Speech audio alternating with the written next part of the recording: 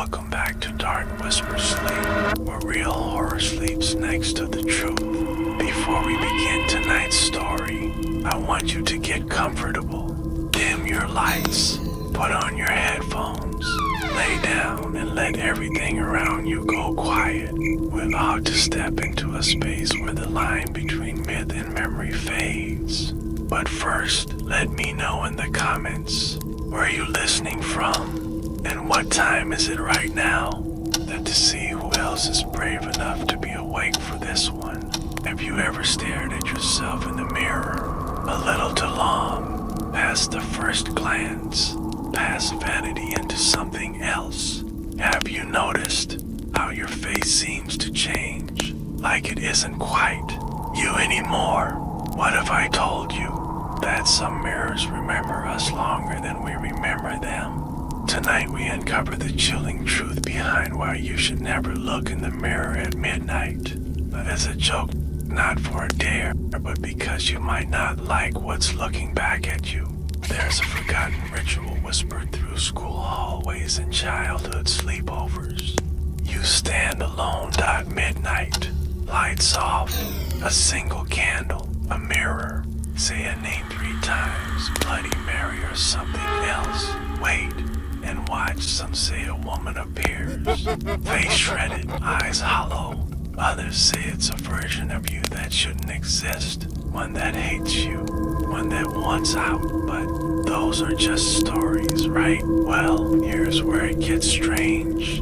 Psychologists in Italy conducted an experiment. They asked people to stare into a mirror in a dim room for 10 minutes, and what happened? Over 60% saw their face distort, stretch, morph into someone else, even something else. They called it the strange face illusion. The explanation: brain begins to hallucinate under low light and sensory isolation. But some researchers weren't satisfied.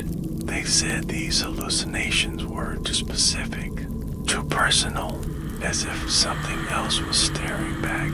In 1987, a girl named Elena in rural Romania tried the mirror game. No one really knew who taught her the ritual, but she followed the steps. Midnight, candle, mirror. The next morning, her parents found the candle burned into the floor and Elena shaking in a corner. She wouldn't speak. When she finally did, she claimed she'd been pulled through the mirror. She described a room that wasn't hers, cold, gray. Other versions of herself lined the walls, silent, watching. Through that night, she never looked into a mirror again. She covered every reflective surface in her home until the day she died. Her story became local legend and then forgotten. Most of us think mirrors reflect reality, but across the world, cultures treat mirrors as portals.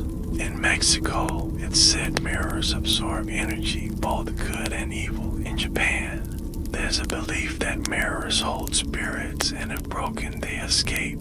In Victorian England, mirrors were covered when someone died so the soul wouldn't get trapped inside. Is it all just superstition? Or have we forgotten what ancient people once feared? That mirrors are not just reflections, but thresholds. And sometimes, just sometimes, when the veil is thin, they don't show you your face. They show you something older. So tonight, if you're tempted to try it, to light a candle and stare into your own eyes at midnight, ask yourself, what if the thing looking back isn't you? What if it wants out? Would you let it? You made it to the end. Take a deep breath. Let your heartbeat settle. Remember, some mirrors only open when we believe they can. Sleep well tonight. And if you hear a whisper from your reflection, don't answer. Until next time, this was Dark Whisper Sleep. Good night.